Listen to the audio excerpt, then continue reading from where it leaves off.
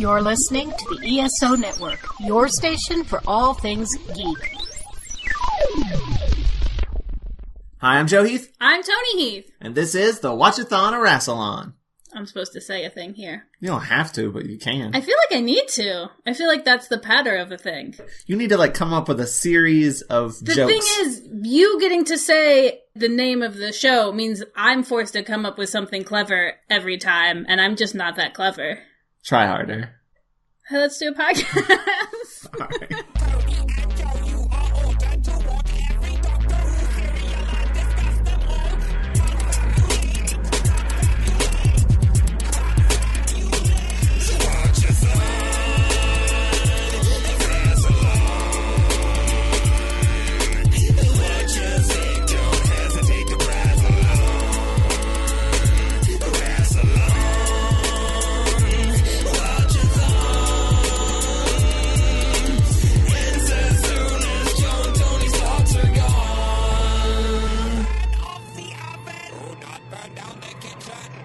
Today we're going to be talking about the 5th and final serial of the 11th season of Doctor Who, Planet of the Spiders. Spiders. Which consists of 6 episodes that aired from May 4th, 1974 to June 8th, 1974. True facts! And I'd like to give a special shout out to Matt Golden of mgoldentumbles.tumblr.com for getting these episodes for us.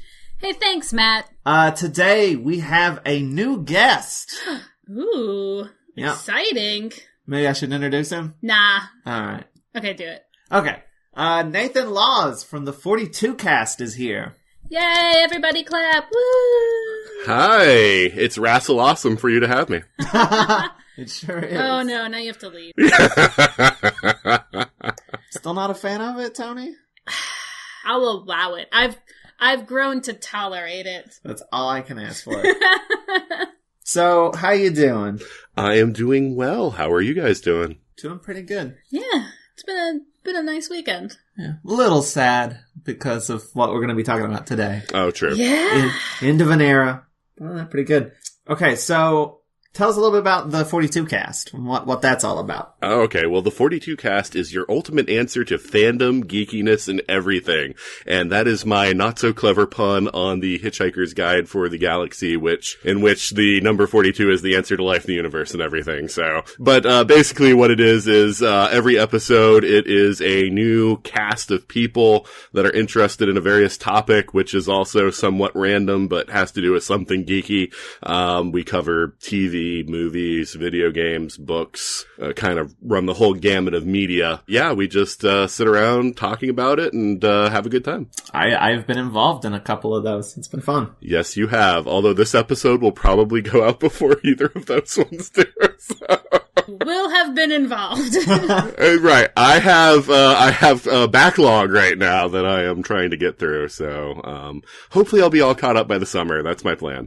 I wish you luck. Well, thank you. Let's see, what two did I do? I did The Inhumans and The Runaways. Both Marvel TV shows of various different I still goodnesses. have a lot of Runaways feelings. Yeah. I don't know why you made me read the comics. I'm really mad. She found out a thing that does not make her happy. Yeah, that's the thing I found out about on Wikipedia, isn't it? Yeah. Yes!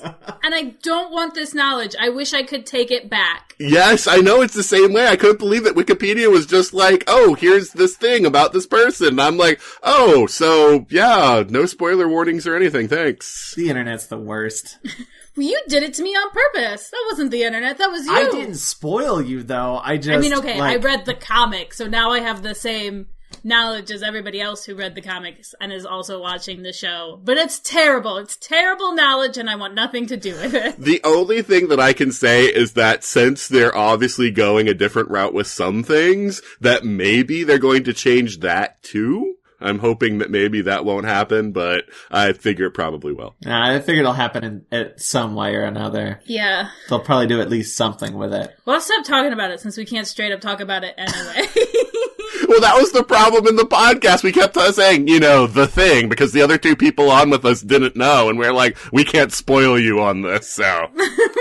We can only talk about the thing. I have this theory. A friend of ours was watching The Good Place and was like, I'm 3 episodes into The Good Place. I have thoughts. I need to tell you them all. and like sent us all of his theories, some of which were like really close to what was going on, some of which were off, but I was like, this is fun. It's fun to watch someone else be like, what is happening when you have all the knowledge? And I was like, we should all watch TV in rounds. So that like, I'm a season ahead of somebody and they're like, okay, here's what's happening. Here's what I think is going to happen. And I'm just sitting there like, oh, you small child. You just wait. Like, someone should always be an episode ahead of you and you tell them your theories. And then like, there's somebody else who's like another couple episodes behind you. So it's like it's a round. I sort of did that. Everyone gets to feel a little bit superior. In my single days, I used to do that all the time when I had lots of time to, watch stuff. And I would just have friends over and I'd be like, I've already seen this, but you need to see this too. And so I just watch reactions and, just be like, I'd love to hear people's theories about what was going to happen when I know, like, oh, I know how this whole series plays out. So that was kind of fun for us. With your whole Yates thing. Oh, yeah. We had friends of the podcast, who were like, just wait. Stuff is gonna happen with Yates, and Joe's gonna have a meltdown. And I did. And it continued into this serial. But before we get to Planet of the Spiders, there is something we do with every new guest. We want to know, how much Doctor Who have you been exposed to? I have been watching Doctor Who since I was 5 years old. I'm now 38. I have seen everything. I've seen reconstructions of the ones that don't exist. I read the novelizations of all the ones that don't exist. When I was a kid, I just read every Doctor Who book I could find. I've read all of the original novels. I've listened to a lot of Big Finish, although not all. For the new series, I only watched the first 4 seasons because it's just not for me. So I've kind of, petered out there, but I still get my Doctor Who fix through Big Finish. So I still, get new content. So that makes me happy. So you know nothing about 11 on, I guess, or? Yeah, I mean, little bits and pieces that I get from the internet and whatnot. But yeah, I mean, that's it. All right. So we already do it? Yeah. Let's do it. Let's talk about this thing. All right. Let's talk about Planet of the Spiders, episode 1, which I have called The Invisible Tractor. And I'm just curious because I've only started listening to your podcast recently, so I'm way far back. Now that the serials don't have individual episode titles, do you do this all the time? Give them? Yes. Oh, that's awesome! He was really mad when they stopped having titles. He's like, I can't have that. I love it. Yeah, I've been doing it for all of them, so to varying degrees of success. Well, it makes just as much sense as a lot of those Hartnell titles did, where it was like, this is a thing that happened like for 2 seconds in the episode, and you named the whole episode about it. So, yeah, I like that, The Invisible Tractor. Well, I mean, that's almost this serial, because this serial is Planet of the Spiders, and for a while there, I'm like, where... Are there going to be spiders? Is there going to be a planet of said spiders? Are we going to leave Earth? Is Earth the planet of the spiders? You were very impatient to get to the spiders. Was it Earth all along? You animals, you blew it up! But this episode opens with Yates. Yeah. I was very surprised. I thought we'd never see him again. I did too. And I don't think we do after this. No, you will never see Yates again. What had happened is, Richard Franklin, who played Yates, wanted out of the show because he wanted to move to directing. So they thought, hey, we'll write him out because it would be, we need a traitor in this one story, so we'll just make that guy Yates. But then they felt, can we just have you back for one? Because, people don't really like that, that you turn into a traitor. So we'll give you kind of a redemption story. So that's why he comes back for this. The whole time, by the way, in the serial, I was bugging Joe. I was like, how do you feel about Yates now? He's redeeming himself. How do you feel about Yates now? He's still not Benton. He's still not Benton, for sure. And he doesn't I don't feel like he does full-on redemption thing. He's just kind of in this story more than he's doing good. He's doing good, but I mean, I don't think he does anything that's super, super, super dramatic. I just kept turning to Joe and going, sometimes Yates? Sometimes? Always Benton, never Yates. Sometimes Yates? Maybe. But yeah, Yates is here looking at some cows. That's pretty much it, yeah. And he seems more interested in these cows than the doctor and the brig seem interested in whatever it is they're looking at. They're watching some sort of show. There's a comedian and a magician, and at some point, I believe you don't see any of this, by the way, Yeah, they couldn't I afford think this. Right. You just see their reaction. I think it's belly dancers is when, like, the Briggs' attention starts to really perk up. Yes, I love that. And then when the doctor calls him on, he's like, oh no, the muscle control. I think we should adapt some of these exercises for the men. And it's like, really? Okay. I just like before that, there's like this terrible guy talking about, oh, he ran the streets naked and he didn't say Eureka. He said, I'm a streaker. The Brig gives the doctor this face just like, I can't believe you dragged me here. And I've seen that face of many people who I've made watch movies that they don't like. Trust me, it gets better, I promise. Did you feel like the cutting in between the doctor and the brigadier and Yates and Sarah got like really awkward? Because it felt like it was just like constantly intercutting between them like every 5 seconds. And it was like, I don't have a through line with either of these things, so it's mildly annoying to constantly jump back and forth. I felt weird that like Sarah Jane was just so ready to like hang out with Yates alone after this whole big, I pointed a gun at you incident. I mean, it happens. Who hasn't pointed a gun at a friend? Yeah, he told her there'd be a good story, and suddenly she was like, hey, I'm okay with you. She gets in a car with him, drives away very fast, and he still won't say what it's about. It's implied that he's been doing some work on himself. And yet he still found another cult. To be fair, I've got a friend like that who will just sort of disappear for a little bit and they're like into something else and you're like, oh honey, why did you order the like Scientology starter kit? Come on now. And then they get out of that and then like all of a sudden they're selling essential oils next thing and it just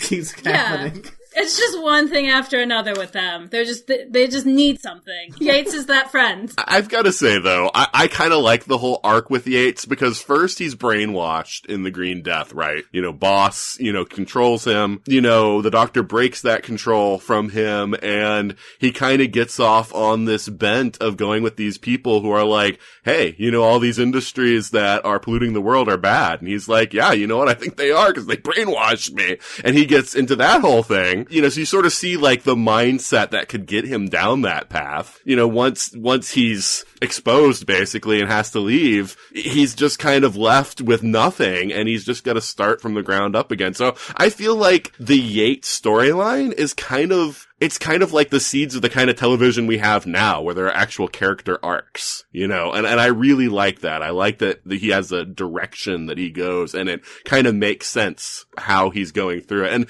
And even though we joke about it being a cult, back in the 70s, a lot of people were getting into Buddhism. So it's not as weird as it might seem to us now that they're doing this. I mean, it was more, what's the word? It was more common. Yeah. Well, and the shitty thing is he's just going like, meditation, fine, that's the thing. That's like the thing people are doing right now when they want to clear their head. That's clearly what I gotta do. I gotta sort through some shit and just gets tangled up in another thing. Right. You gotta think of all the people who are practicing meditation. He happens to go to the one place where there's the people who are like calling upon dark powers and whatnot. I just can't live my life.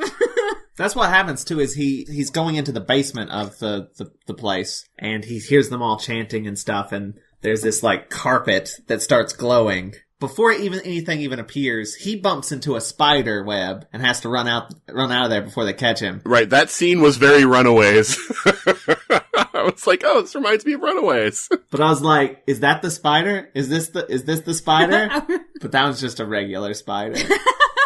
That was just some setup. That was just to whet your spider appetite. But that's why he goes to Sarah Jane to be like, hey, there's spooky stuff going on. I don't want to get too involved. You figure it out. The other thing that I liked in this one is how everybody's got like super long hair, like even the Brigadier. We're not even going to try to go for a military cut anymore. It's like everybody's got their 70s hair, Like the first couple of minutes of this episode, I was like, why is everybody's hair so long?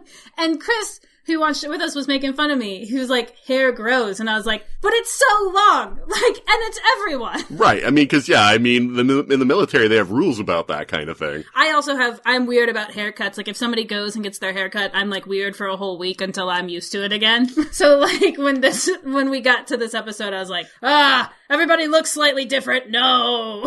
I'm over it now. I've acclimated. You had 6 episodes Yeah. to get a handle on it. But the Brig and the Doctor, they basically talk to someone who was in the show who was a like magician clairvoyant. And the clairvoyant's like, oh, it's all just fakes and jokes and giggles and it's not real. He's like, please keep my secret. And the Doctor's like, I will keep your secret. That you're actually a real clairvoyant. I love the way that he just says that. You are actually the most powerful, clairvoyant I have ever met, or something like that.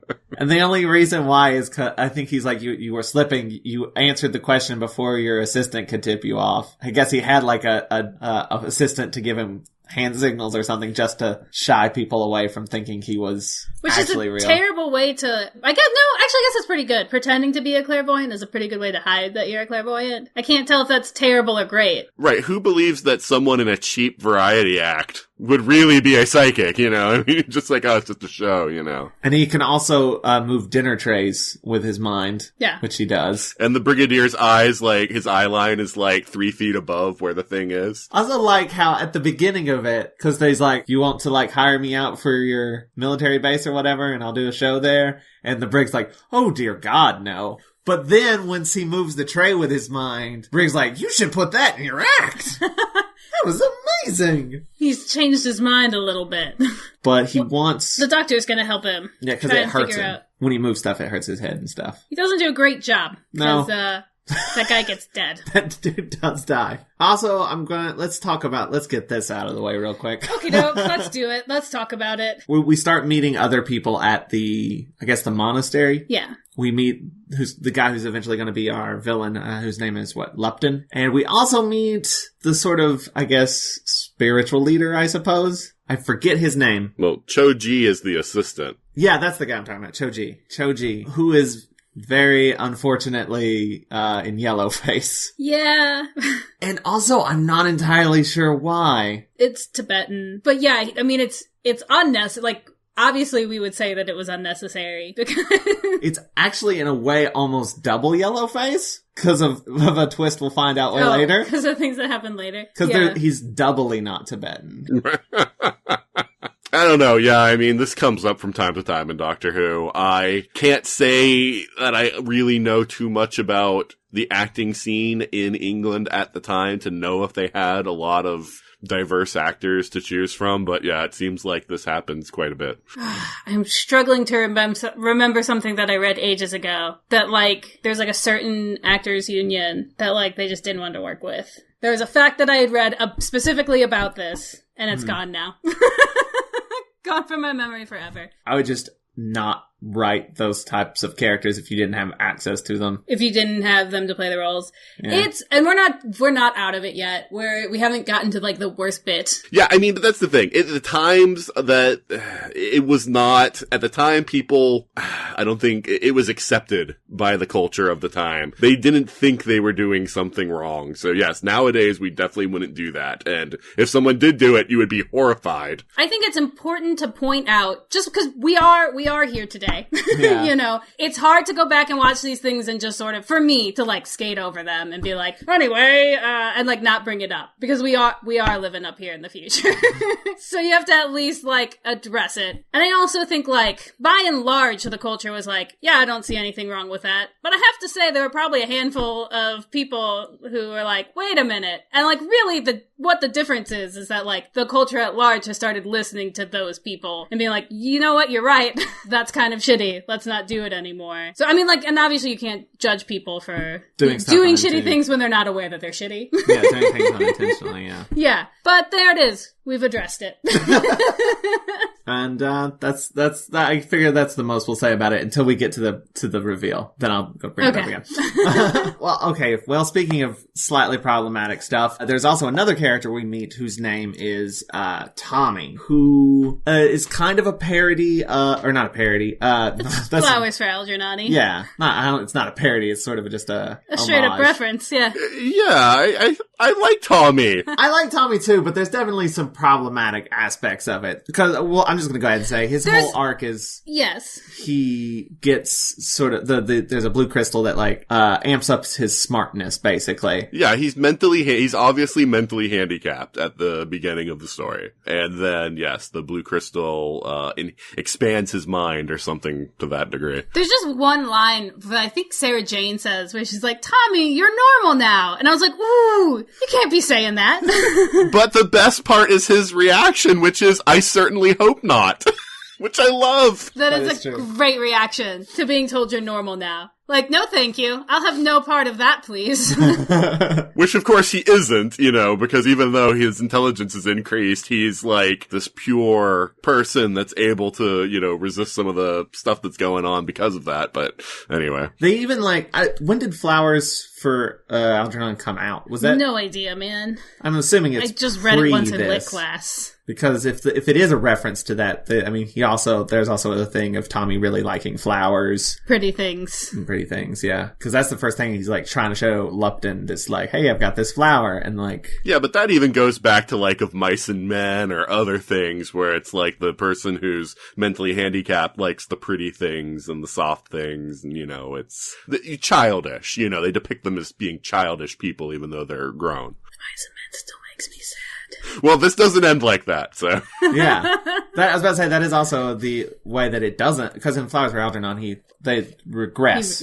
But not in this. Tommy gets to go on with all of this new knowledge. But that's all the way in episode 6. So right now, Yates has basically picked up Sarah Jane and has taken her to the monastery. And because he's like, I would go to unit with this, but I don't know if they take me. Yeah, the holding the gun on everyone. Sort of pulled a gun on everybody. Whatever. That'll faux pas. He's just afraid he'll see Benton again, and Benton will hit him again. Benton will kick his ass.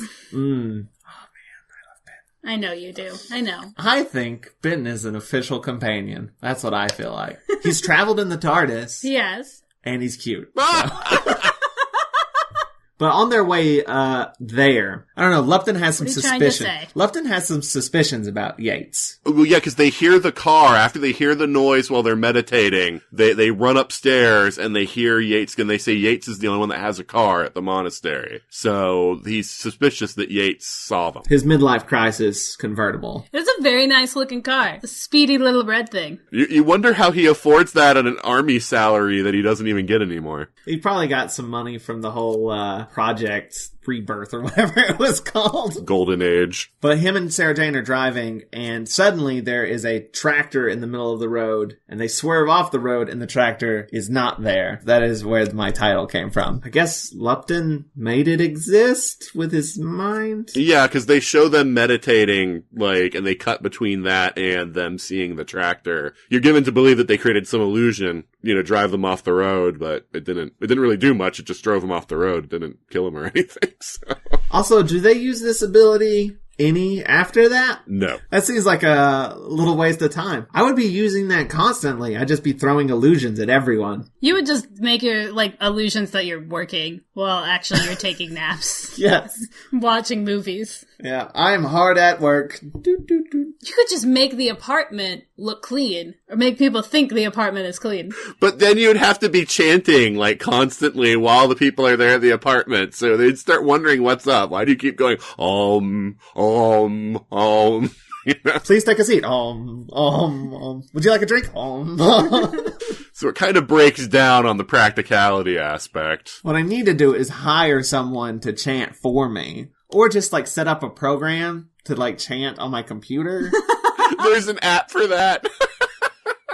It's the meditation app. The Illusion Chant app. You don't even need to meditate anymore. You just have your phone do it for you. I almost got it, but it's 99 cents. It's 99 cents. Okay, so back at Unit, they have put the magician, I don't know his name, but they put the magician in headphones. They're going to, listen to his brainwaves or whatever. They're showing him. Yeah, they're going to show his brainwaves. Yeah, the doctor's got a little machine that Pops him right on up there. Yeah, well, first it's just like waves, and then later we'll get like full-on visuals, because he pushes like this gigantic hairdresser thing, which Benton actually makes a joke about. He's like, doing a bit of hairdressing on the side. Which the brig is not having.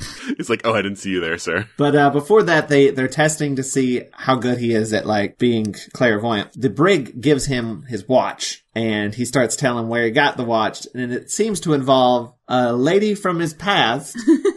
And when things start to get a little more risque, the brig just like, that's good, I believe you. We're done here. Yeah, I love that.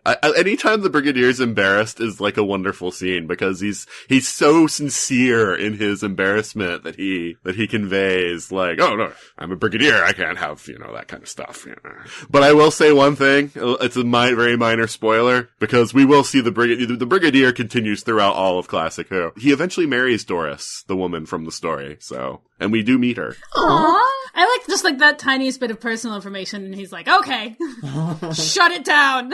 My first name is Brigadier. I have no life outside of this. But when Benton comes in, actually before that, he does it with the Sonic as well. And that's when they move the big thing over, and they just replay scenes from Carnival of Monsters with the Drashig. Because the Drashig looks cool. Why didn't they bring back the Drashig? Like, why did they just reference it a bunch? Yeah. I don't know, maybe something happened to it. No, like, all we got is this old footage. Maybe it looked great, but was a pain in the ass. I don't know, and I don't know if we do again. No, you'll never see the Drashigs again. Sad. They are terrifying, and I love them. I do too. I don't know, see, I thought it was kind of obvious they're hand puppets, and that's probably why they didn't use them again, is it's kind of an obvious prop. The hand puppet head part, sure, but when they're showing the body bodies move. Slithering. Oh, you're right, and they get all that slime and everything on them, and gives them that nice texture. Yeah, no, I agree. I don't like it, but I like that I don't like it. It's a good I don't also, like it. I think the hand puppet's cute. Toni loves the cute monsters on do. Doctor Who.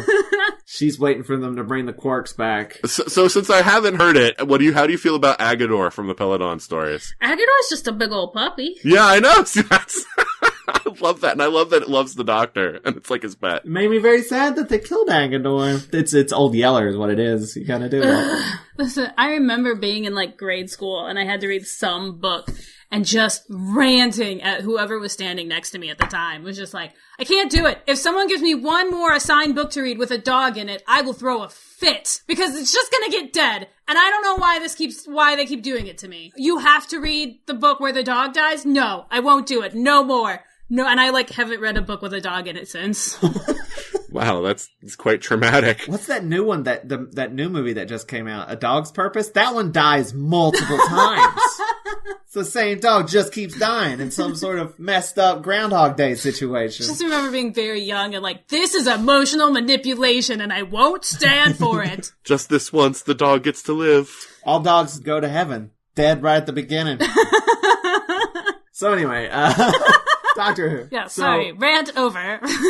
They look at the Drashigs on the TV after he's holding the Sonic. I always have issues with that. They do that in stuff that's not science fiction, where we figured out a way to just show your brainwaves on screen, and it's just clearly just previous footage. Why does that bother you? Because that's not possible at all. Or they're like, hey, we're going to show your dreams. Are you mad that it's not from their point of view? Yes, every time. It's always some third person, well edited. It's they're in the shot. Yeah. Well, but it's from the Sonic Screwdriver's point of view, so it's not supposed to be from the Doctor's point of view. Oh, I guess that's true. That is actually something I liked from that Black Mirror episode, Crocodile, when they were doing the pulling out their memories. It was all POV. Yeah, nice. That's the only good thing about that. Yeah, I didn't care for that episode. Anyway. That's a different podcast. So we gotta focus up. Then Benton comes in. He has a package from Joe, which I feel is this the first time we've sort of had Joe didn't full on come back, but is this the first time we've had some sort of indication of what's happened to the companion? Past companion? Yeah.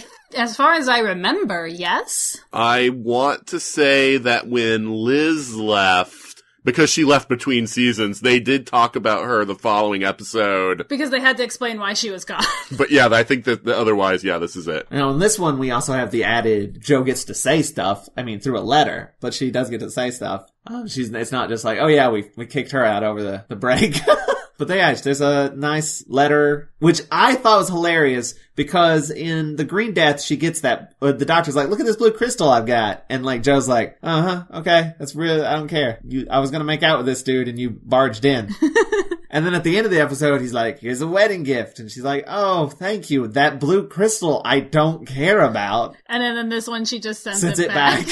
I mean, she gives a plot important reason why she sends it back. Because the village or whatever she's at, like, doesn't like it. They're like, it's cursed or something. Yeah, because even though she didn't really care about the crystal, she would have kept it as a memento of the doctor because of, how much she loves the doctor and everything. But yeah, it's funny when you say it your way, Joe.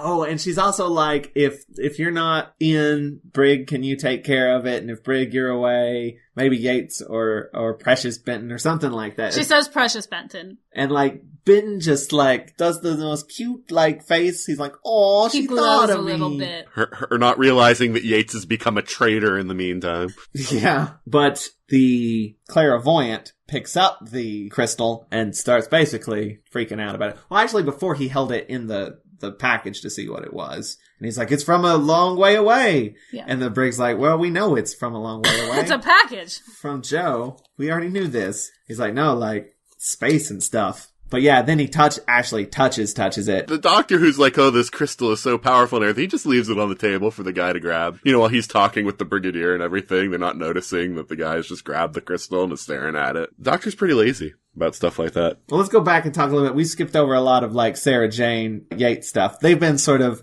sneakily going around. He's been showing her the monastery. Well, not secretly so much, but she's had a talk with I can't remember his name again. Choji. And finds out that the meditation can be dangerous, but, they don't go to dangerous routes with it. I like that that's like, when you turn up like things in your subconscious, like, insecurities or like personal issues you've got, not like giant spiders. Well, because Sarah's still supposed to be like somewhat skeptical, even though she's been with the doctor, so she doesn't believe that it's going to like, do anything like super big, but just like, hey, won't you like, kind of mess yourself up if you delve too deeply into this stuff or whatever. But yeah, then we see giant spiders. They have a talk with Lupton as well, who is obviously villainous. And then Yates tries to get Sarah Jane away, also being very obvious. He's like poking her and like, let's go. And oh, we had an accident. I don't know. He's just like, Sarah Jane's like, what is going on? You're being so sketchy, Yates. Just calm down. I'm trying to have a lovely conversation. But like, Yates is like, Lupton's on to me and us. And they peel out of there in his convertible. But then they just ditch it on the side of the road and like, we're going to sneak back. They'll think we have left. So now we can just go around sneakily and without them being on our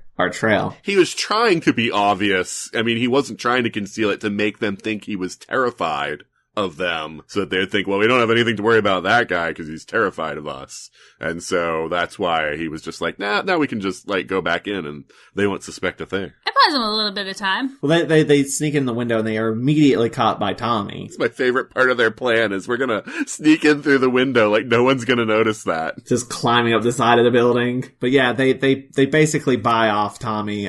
He notices Sarah Jane's got like a pin on and he's like, that's very shiny. And they're like, we're gonna play a game called Secrets, where you keep our secret and I will give you this pin so you don't say anything. And he's like, yeah, that works for me. And then takes it off to his little Harry Potter room under the stairs. I knew that was going to come up.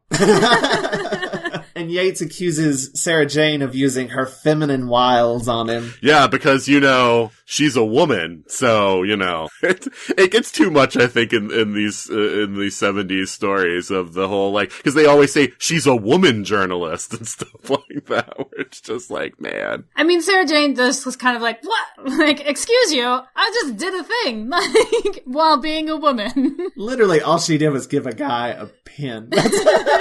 It's very sexist while talking about being feminist. It's kind of weird dichotomy. Oh, that happens a lot, I feel like. the feminism episode of any TV show is going to be the most sexist. That's like a hard and fast rule of like TV, period.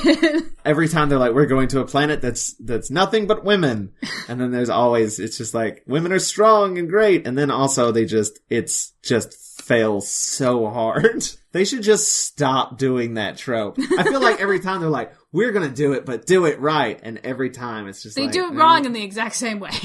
But anyway, they are going to go sneak around and go downstairs, and they're listening in on the chanting. They have this mat out on the floor, this little carpet thing that starts... It's like yoga mat for Buddhism. No, that's not what it is at all. But okay, continue. I don't pretend to understand Buddhism, but they refer to it as a mandala. Oh, I didn't know that. I thought that was a musical instrument for some reason. I don't know anything. Let's establish that right away. They start chanting, it starts glowing. Meanwhile, the magician is holding the crystal and starts freaking out. The whole room starts to shake and apparently tilts at a 45-degree angle, and there's papers flying everywhere. Everyone is acting like stuff is falling, and the doctor is reaching out trying to get the crystal away from the magician, and he does get it out of his hands, but the second it gets out of his hands, the magician just straight up dies. Back to the basement, and the chanting has conjured up a spider!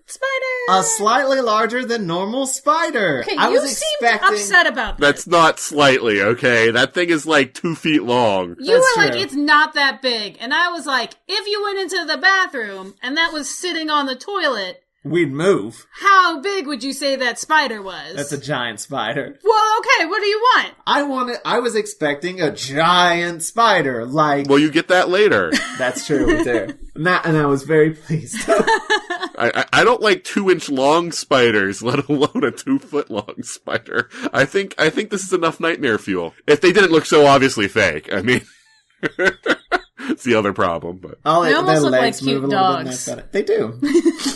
There's an episode of Kim Possible. Ron Stoppable is afraid of bugs, but he gets roaches. They're like, for some reason, they are roaches that are huge, and he loves them. And Kim's like, I thought you were afraid of bugs. And he's like, but this size, they're just like ugly little dogs. That's exactly how I felt about the maggots in The Green Death. Of course, that is the same guy who has a pet naked mole rat, so... I started off being grossed out by the maggots, but by the end of the series, I was like, I don't know, I could see keeping one as a pet. That is an episode of Teen Titans. You're just gonna bust out all the cartoons from your childhood. But that's the end of episode 1, is the semi-giant spider. And we are now into episode 2, which I've called The Invisible Spider. Okay. Or I see a theme. The Chase 2. I love it. Because, I'm gonna say it, this is the best, single episode of the Third Doctor. This just encapsulates the Third Doctor entirely. This is one of the best episodes of Doctor Who. I'll just say it. Jean Pertwee loved the action stuff. You know, he kind of envisioned himself as a James Bondish character. And so he loved all the vehicles and the chasing and stuff like that. And they were like, hey, since it's your last serial, just go to town. We're going to give you the biggest chase scene ever. There was some point during this episode, I think it was before the car chase was over. Or no, after the car chase was over, but before the boat chase. That Joe was like, is this going to be the whole episode? And the people watching it with us was like, oh man, maybe. Yes. Okay, yes, it is. Before we get into the chase. Okay. 2. What do you need? Well, let's go back and talk about the few things that do happen plot-wise before the chase starts. The spider is terrorizing people. Blue shocks somebody. Just shoots out little blue lasers. I think it's supposed to be mental energy because of something that happens later. Oh, that does make sense. But it also can talk. And It has the most adorable voice, too. Is it Alpha? Yes, that one is Alpha. The queen is Kismet Delgado, who was the wife of the master. Oh. I mean, originally this serial was intended to have, not this specific serial, but the last serial of the season was to have the master in it. And he died in a car accident. So yeah, I think it was just to have, her on just to, do, something for her since he was such a big part of the cast. I mean, that was one of the other reasons why John Pertwee left is he felt like everybody was leaving, or in the face of Roger Delgado, I mean, he died. And so it was like all his friends were gone, from the show. So even though they're still going to be the Brigadier, it was like, so he kind of felt like with everybody else leaving, it was time for him to go. It was sad. But yeah, the spider jumps on, what's his name? Lupton? Jumps on his back. And then disappears. Which, invisible spider. I assume was kind of the inspiration for Turn Left. That's what I assume, yeah. Just a big bug on your back. Which is really a terrifying thought. Go around slapping people on the back when you meet them now, just to make sure. Sorry, just checking for invisible spiders or beetles. So back at the unit base, the doctor hooks up the machine to the dead guy. He's like, we're gonna play back his last memories just to see what was up. But they play it back and it's just spiders. Does he get any information from that other than spiders? No, just spiders. Because then when Sarah's telling him about what she saw at the monastery later, she mentions spiders and then he starts paying attention. The doctor is gonna do something. I don't remember what it is. In my notes it says doctor is gonna use thing. Very helpful pass, Joe. What an idiot. Benton says maybe he should go do it instead because he's expendable and the doctor isn't. And I was like, Benton, no. You were so emotional right in that moment. Ben, you're not expendable. Ben, you're important. That was Joe. He should not be so down on himself. He should have more faith in himself. Uh-huh. Higher value is what I'm saying. He's great and he doesn't need to think of himself as expendable. This isn't Benton's last episode, is it? No, Benton, you'll see him 3 more times, I think. Oh, thank God. Woo! Okay, I'm good now. There's a great bit. Okay, so Lupton is talking to whoever his little henchman is. I don't remember his name. But he's like, can you still feel it? Or where is the spider? And he's like, it's still on me. And he's like, can you hear it? And it's like, yeah. And he's like, well, what is it saying? And then it like does a slow zoom in on Lupton's face. And then he just stands there for a second. And then the spider goes, this guy is stupid. Make him go away. Tell him to F off. That's the funniest thing ever. I was like, what's it saying? It's calling you a dumbass. Which he doesn't say. He tries to be very cordial. He's saying maybe you should go check out something else in that other room. Okay, bye. He actually tells him it's saying that you look tired and should take a nap. So yeah, he's kind of diplomatic. He knows to filter. But basically we find out that the spider wants to find the crystal, the blue crystal. Yes. So that's why it's here. We also, back at unit base, Benton makes coffee. And it's apparently really good coffee. Because Benton is just, he has so many talents, Oh my gosh. The man's making coffee. I know, but the doctor is like very impressed by it. Anyway, the doctor also talks about the old hermit from, mentions him in the Time Monster. He mentions him in Frontier in Space. I don't know. I just feel like the Third Doctor talks about the hermit like constantly. But he basically just mentions it now to just remind you that in 4 episodes it's going to be important. I love those hermit stories. They go away after Pertwee goes away, and it's sad. The one about the flowers, really nice. Where he's just basically trying to, make Joe not feel so bad. I'm worried. Oh, that was a really good thing. Diminishing returns, though, I'd say, a little bit. On the old hermit stories, yeah. I feel like you can only go to that well so many times. Yates is trying to go upstairs at the monastery, and Tommy basically stops him and says he'll hit him if he goes upstairs because he's not allowed to go up there. So Yates tries to do the same thing that Sarah Jane did and is like, hey, you like this necklace that I've been wearing even though I've never worn a necklace before? It was also at this cutaway that I noticed that the doctor was also wearing a necklace. And I was like, is that for the same reason? But I don't think it was. No. He was just wearing a necklace. It's the 70s. But it works. Tommy goes away, but then Yates is stopped by Lupton, so it didn't work. When does the chase start, Joe? Get to the chase. I'm getting there. Cut to the chase. So Sarah Jane has gone back to the doctor and is trying to fill him in on what's going on, but the doctor is just completely ignoring her in order to study the crystal and figure out what's going on with it. But yeah, then she says, spiders, and he perks up. He's like, well, that's where we're going. But Lupton has come because does he know that the crystal is there? Did he follow Sarah Jane? I don't remember. The spider can sense the crystal. I believe that's it, yeah. Let's go with that. So he's tracking down the crystal. He doesn't have a pass, but he does have lightning fingers, so that works out for him. Lupton is basically the Emperor. It does kind of look like the Force lightning. It's blue and it's lightning-y. Sure. But apparently we find out, the Doctor has figured out that the crystal can drive you sane. Yeah. Because they're like, did it drive him insane? It's like, no, it drives you sane. But basically it's like it clarifies It clears things. your mind, which is why Clears he took it in the first place. Right. Well, and that's why it was able to break Yates when Yates was brainwashed by Boss in the Green Death. Staring into the crystal broke that because it cleared his mind. There's been a lot of like sequels to ideas in this series. Like we have the monster of Peladon as a follow up to Curse of Peladon. We've got the return of the Hermit stuff. We've got the return of the Blue Crystal. There were the Daleks. Yeah, there's a lot of like follow up this season. But like, well, they're like, are the spiders from where the crystal's from? And he says they are not, but they are. Metabilius 3. Metabilis 3, yeah. Because they're from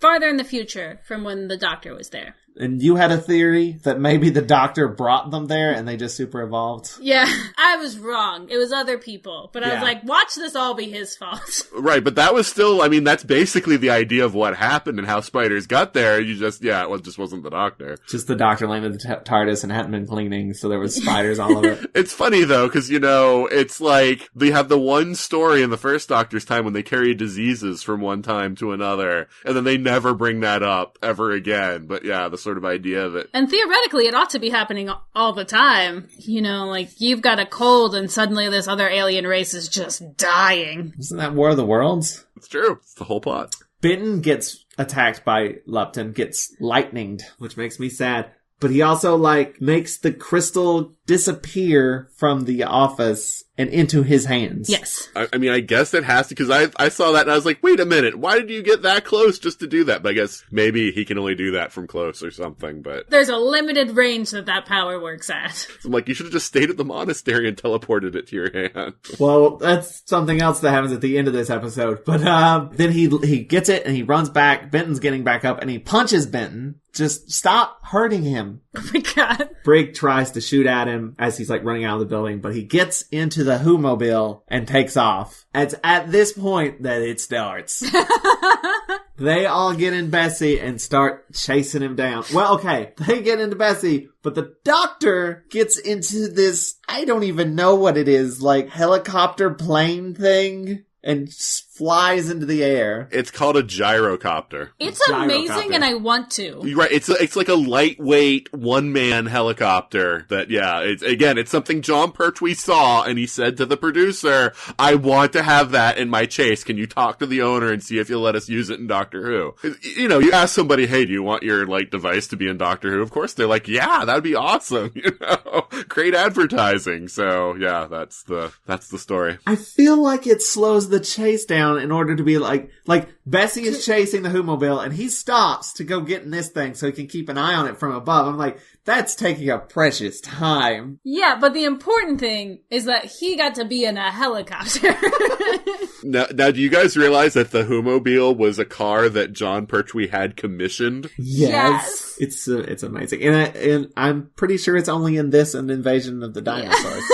They didn't get a whole lot of use out of it. Oh, but I'm sure he drove it afterwards just for his own sake. So. Okay, so we've got the Who-mobile being chased by Bessie and the gyrocopter, and then a police car gets involved in the chase as well. It felt very much like a Bond movie at that point. It was like Cannonball Run, Doctor Who. It's fantastic. I was thinking of Live and Let Die, but I think at Lupton, some point, abandons the Who-mobile. The Who-mobile. And they pull up, and then he's hiding in the bushes, and they're looking for him. And then he runs and gets into the gyrocopter. And then he takes off, and the Doctor and Sarah Jane get into the the Who-mobile, which flies.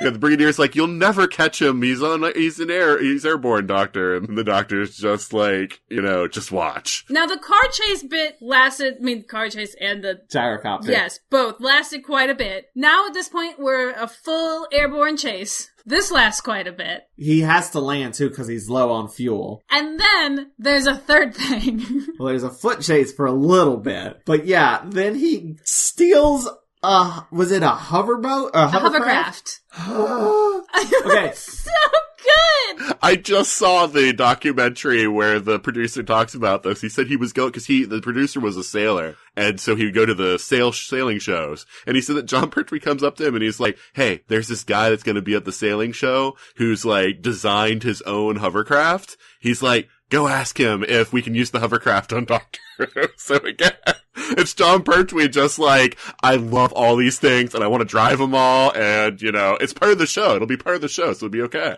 This really is just like a monument to John Pertwee's love of devices and gadgets and vehicles. So yeah, Lupton steals a boat. The Doctor takes the hovercraft. Because... And he drives over land. He like, doesn't even go immediately into the water. There's a bit where he like drives over this like homeless guy for like no reason. Why is he there? So the guy playing the homeless guy was John Pertwee's stunt double. So it was a way for him to be in an episode and you get to see his face for a few seconds, so.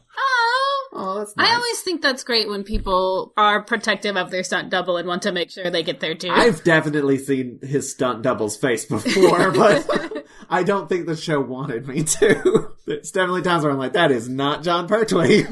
Yeah, he hurt his back a couple of times in the last couple of seasons where the stunt double had to do some scenes where really he shouldn't have, because it's a little too obvious.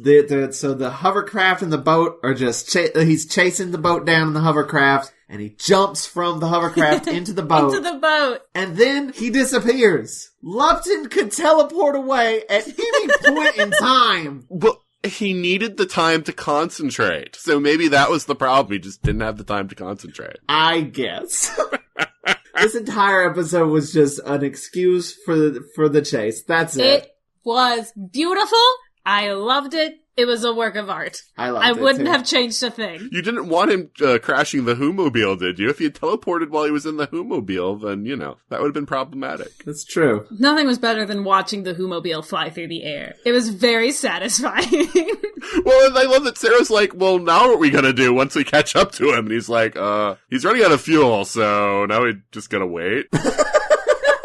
I could bump him a little, I guess. I don't know. Oh, that would be awesome if, like, you know, in the car chases, when the cars bump into each other, if it's a flying thing, and it's just, like, bump into each other. Oh, that would have been great. But that is the end of episode 2.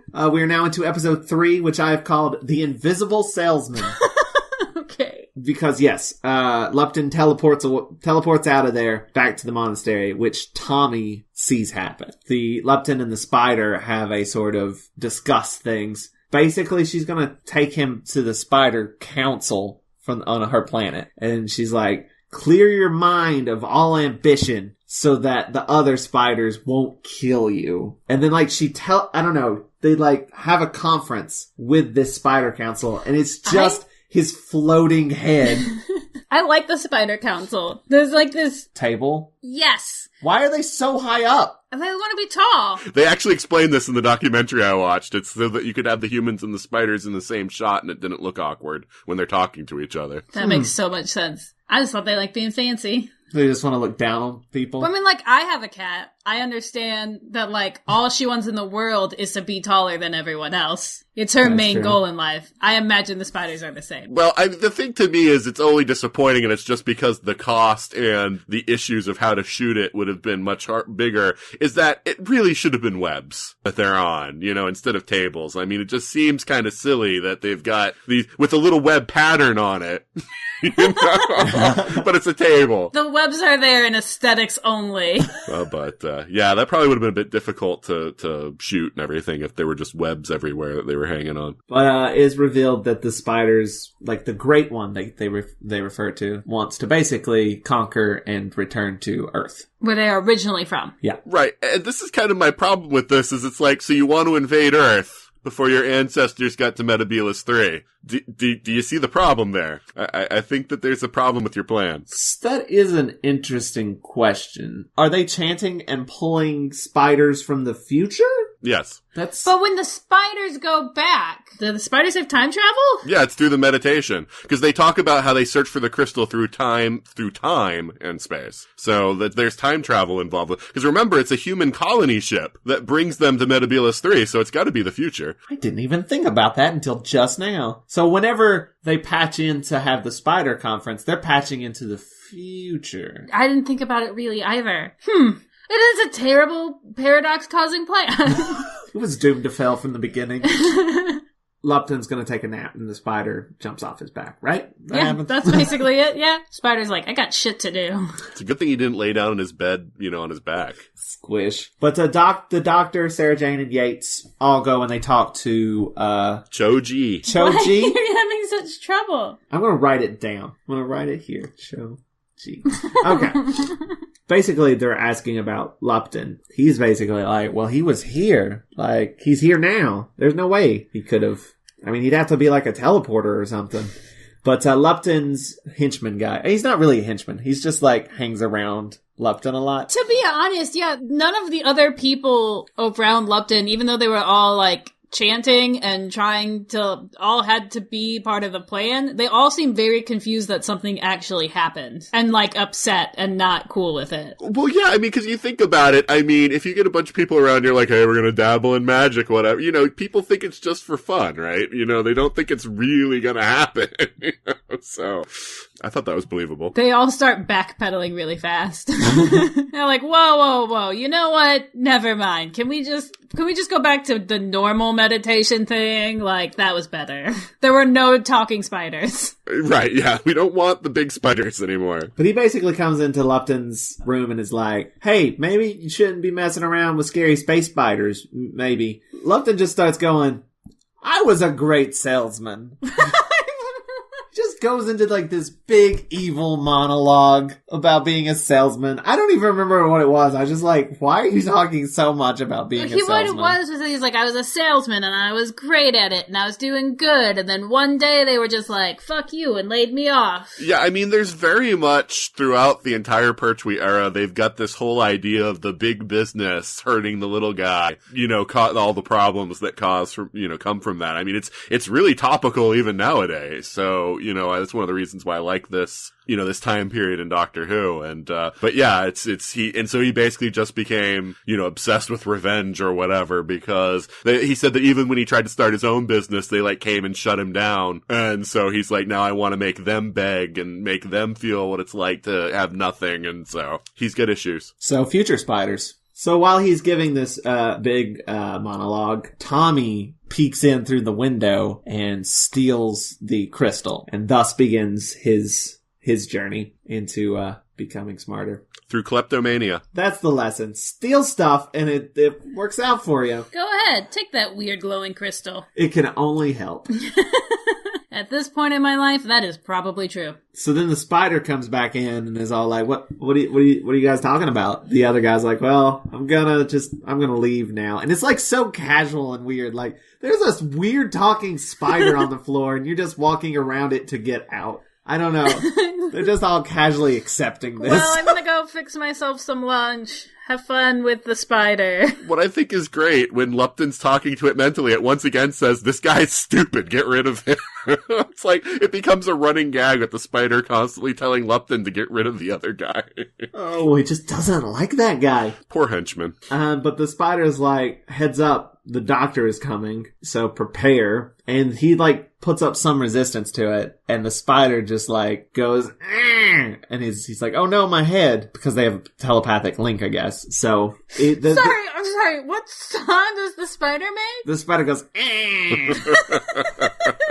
But yeah, the spider can mentally hurt him. Yes. But because Lupton is a very great salesman. Well, he's clever. Tommy said so. Clever Lupton. He can hurt the spider back. And the spider's like, I did not expect this. Yeah, a link goes both ways. I don't like this. I just like the one-way hurdy. Basically, he does not want to go to Metebelis 3 and be a slave, which is basically what she said they were going to do. And he's like, I'm not cool with that, but we can work together. And then she jumps back on his back, and they're going to take the crystal to the spiders. But the crystal's gone because Tommy is not actually going to keep this crystal. He wants to give it to Sarah Jane as a present. I guess, as repayment for the pen she gave him. She kind of brushes him off a little bit because, there's other stuff going on, so she doesn't get the crystal. But if she'd just gotten the crystal, this all could have probably been handled a lot quicker. But, basically, Lupton has this plan that they're going to bluff the spiders and say they've got the crystal, even though they don't have the crystal, which is sure to work out. Seemed like a smart plan with creatures that can read your mind. Oh, what happens is Sarah Jane, when she brushes him off, she's like, tell him to go get Yates. Right, because she's gonna go see what Tommy has, but then she sees that Lupton is being secretive and going down into the basement, and so she's gonna follow, and she tells Tommy to get Yates. And then she follows him, and he meditates, and then Tommy tells Yates that Lupton is in the cellar. Lupton disappears in the cellar, and then Sarah Jane rushes over there and stands on that, Mandala? Mandala, yep. Got it. Nailed it.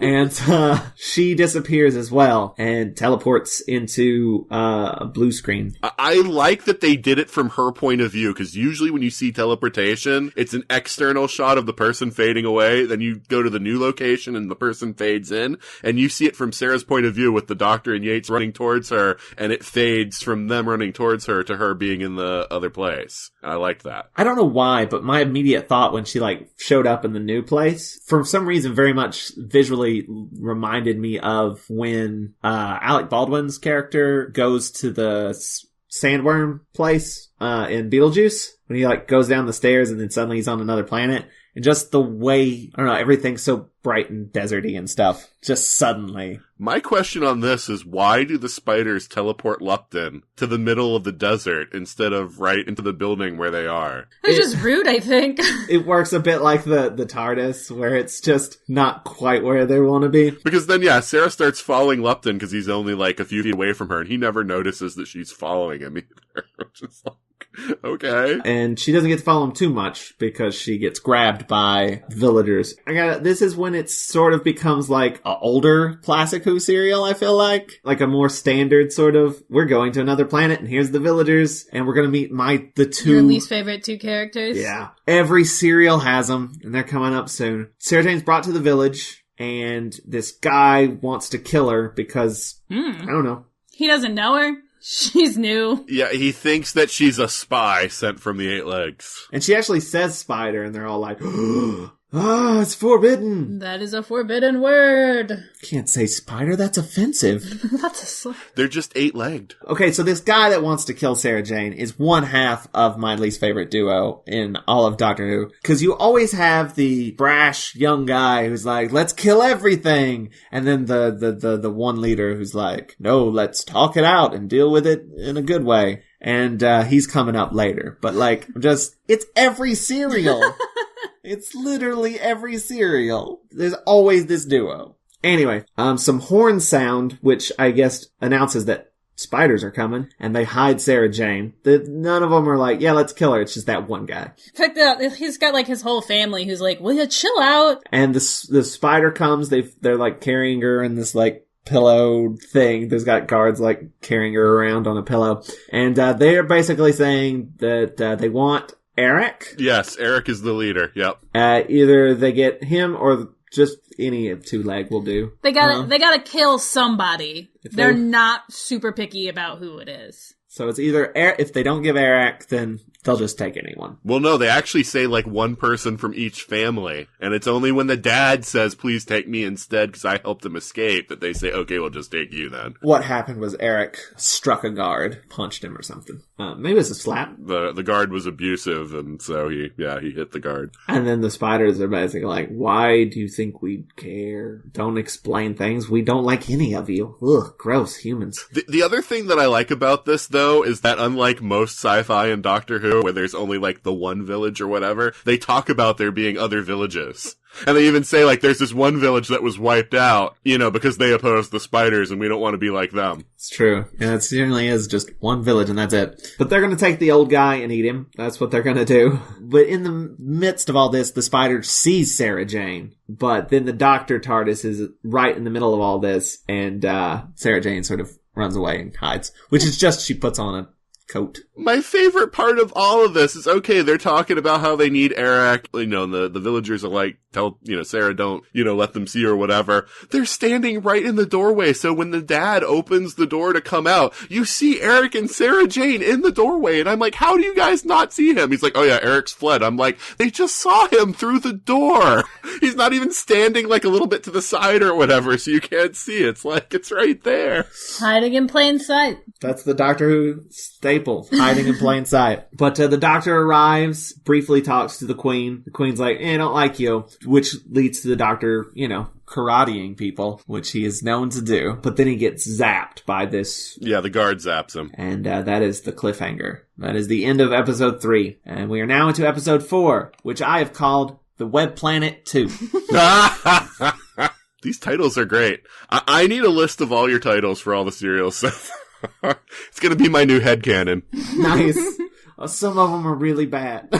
That's okay. I like really bad. I think I might have even done the Web Planet 2 before. I don't remember. I said Rassel Awesome when I came on your podcast. I'm okay with bad, all right? I think you're actually the first guest to really enjoy Joe's titles. Most people groan at them.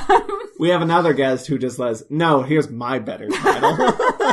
Well, if I had known that you did that, I would have totally come on with my own titles. We'll do it next time. We'll have a title off. Yes.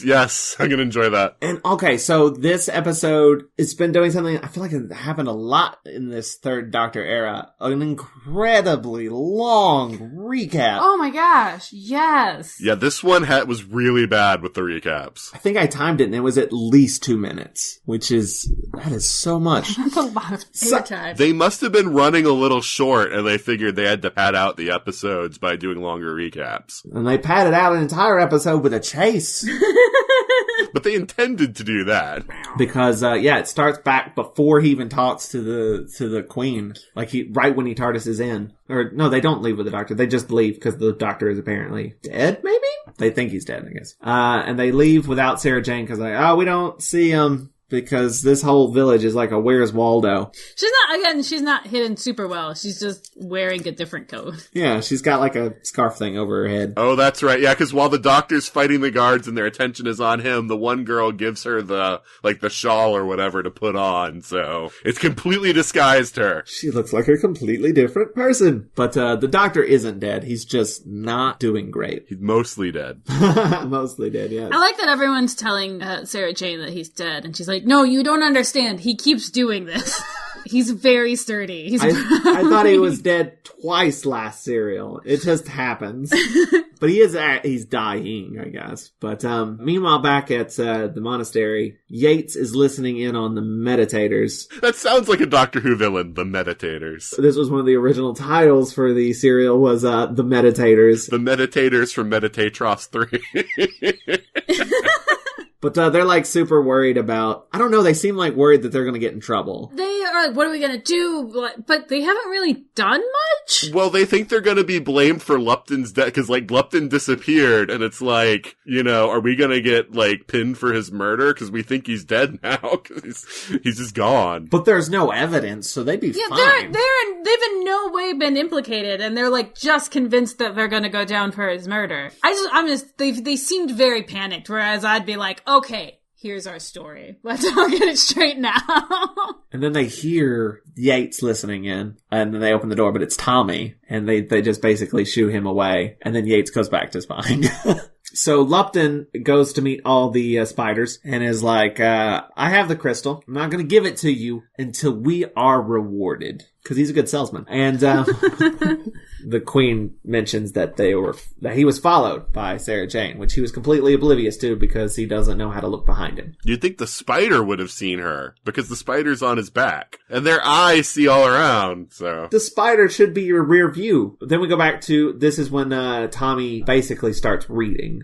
And the crystal is humming, and he has a book that he starts reading it really well. And then he starts, reading other books. Yeah, he has, an easy reader book, and then he moves on to the library to more difficult stuff. And he's, reading poetry and I really like that scene, actually, where he reads a bit of poetry, and he goes, oh, pretty. Yeah, because even though his intelligence has expanded, he still has the naivete that he had. So the Doctor's not doing well, but he says that there is a machine in the TARDIS And he gives Sarah Jane the TARDIS key, which I was excited to see. Is that the first time we've seen that TARDIS key? Yes, it is. When Toni and I first started dating, I was not super into Doctor Who at that point. I'd seen a little bit of the first Doctor and that was it. And I knew she was really big into Doctor Who. So I bought her 2 different TARDIS key necklaces, and this was one of them. This little sort of flat silver sort of... the little shovel guy. The little shovel guy, yeah, with like a Z, etched in Z on it. That's the one that I think most people think of as the TARDIS key. Because, yeah, before this, I think it's just been a normal-looking key. She sneaks out to the TARDIS. She gets the satchel, but she's caught by Lupton, taken away. Eric is going to go get the satchel because he thinks the Doctor will be able to help them. Yeah, I love this, by the way. So his dad just sacrificed himself so that Eric doesn't get taken away. He's already seen them grab the girl who walked out there. And he's just like, you know what? I believe her when she says this guy can help. I'm just going to go out there and risk getting captured myself. I was like, way to go. Way to make your father's sacrifice mean nothing. I mean, that's basically what his mom says. Look at what all your father's done for you, you ungrateful. But they get the machine to the Doctor, whatever the machine is. I still am not entirely certain what it is. It's like a rejuvenator thing. Sure. It's the same thing he uses to block the spider's blasts, so I'm wondering if it, like, dissipates the mental energy that's killing him or whatever. That's the only thing I could come up with for it. That works. Yeah, it's a plot-convenient device. That we will never see again, nor have we seen before. I think it has some blue sparks, and then he's fine. Sarah Jane is taken to a little web cell. There's a bunch of people webbed up, including Eric's father. Who's just resigned to his fate. He's like, well, nobody can beat the spider, so best just rest until we're eaten. I like that they're all webbed up, but they also all have little web pillows. You don't want your food's neck hurting. Meanwhile, Yates finally enters the meditator's room and is immediately knocked out by one of the more nervous people. And the other ones are like, what did you do that for? No, now we really look bad. No, there is evidence. Now we are implicated in something. The Doctor eats some soup with the colonists, and they give the backstory of how they all came here. They crashed 400 years ago. We get a cut back and forth between the colonists telling the Doctor the backstory and also Eric's dad telling Sarah Jane the backstory while they're all webbed up, which they do that quite a bit, and I think it's always effective. I always like that. That's a good way to give out exposition, I think, is when you're just cutting back and forth between 2 different people doing it. It's still the same amount of boring, but it feels not as boring. I also especially love it when it's happening while people are eating. Toni loves it when people are eating on TV. I don't know why. It's just nice. They're all hanging out, having a good time. They're just having a moment before they have to engage with the plot. So would you have liked it if the spiders actually ate Eric's father? You'd be like, oh, this is nice. If they all sat down and had a nice meal together. Okay. Could you please pass the arm? I would like a leg. So basically, yeah, crystals made the spiders evolve, and then they ruled over the humans. Because the humans didn't evolve. They weren't near the crystals, I guess. Well, yeah, they said something about the crystals were on the mountain, and the spiders were on the mountain, and that's what happened, so I guess the humans moved down. Well, since they wanted to be farmers, I guess that makes sense. They moved to where it was, flatland or whatever. So the Doctor's like, okay, cool story. Can you guys get me some pebbles? So they go to get them some pebbles. He starts testing them. Was it with the same machine? Mm-hmm. One thing has this property, then surely there's another thing that has the exact opposite property, and then they'll cancel each other out. Science! And he does. He finds some, a particularly nice rock. Also, Yates is all tied up now. If any of you guys are into that. In the one guy's bedroom. Just on his bed, all tied up. The story took a dark turn. 50 Shades of Yates. That's... The sad thing is I had the thought, and Joe said it 3 seconds before I did. That's a big finish, probably. I would make a joke about Big Finish, but I'm not. It's going too far now. Oh no! We've completely derailed here. The Doctor sneaks into the spider lair. The guard starts shooting lightning at the Doctor, but he blocks it with the thing. And Lupton is there, and he's like, kill that man. But they're like, actually, we don't like you very much. And they take him away. They take Lupton away. But they do take the Doctor, but the Doctor does some karate. But gets caught. They just wanted to put a little bit of karate in there. And This is one of my favorite scenes. he gets stopped and taken away. But, like, meanwhile, like, Sarah Jane has been telling Eric's father, like, you know, we shouldn't give up hope, that maybe the doctor will come save us, it'll be fine. And then the doctor walks in, and she's like, Doctor, you're here. And he's like, huh, hold on one second. And then the guards come in behind him. He's like, sorry. And that's the cliffhanger. I actually love that. I was like, I'm used to the cliffhangers having a little more punch than that. Instead of it's like a punch line. Wah, wah, credits. And that was the end of episode 4. We are now into episode 5, which I've called Flowers for Tommy. Aww. I was running out of titles. Ran out of invisibles. The invisible title. So, the head spider, she's not the queen, is she? The great one's the queen. Or is she No, the queen? she's the queen, and then the great one is a separate entity, who is also a big-ass spider. She wants to kill Lupton because they found out he was lying about having the crystal. And he's like, well, no, it's not on the planet, sure, but it's because I hid it on Earth. Duh. The fact that his spider friend didn't think of that was like, really? She's like, it's too bad, Lupton, we've been like found out. And he's like, why don't you think of this lie? You know, so obvious about it, but all the other spiders buy it. Well, that spider is not as good of a salesman as Lupton is. So, men and their sales. You know, you get the feeling that Lupton was like a used car salesman. He talks about how he's just a great salesman, whatever, but doesn't say what. And it's just like, everything he says is a lie. So it's like, you're a used car salesman, aren't you? I don't want to be stereotypical. Uh-oh. But every car salesman I've ever met has been the worst. Hence Lupton. Just slimy and ugh. The guy who sold us our car seemed okay, but I don't know him personally.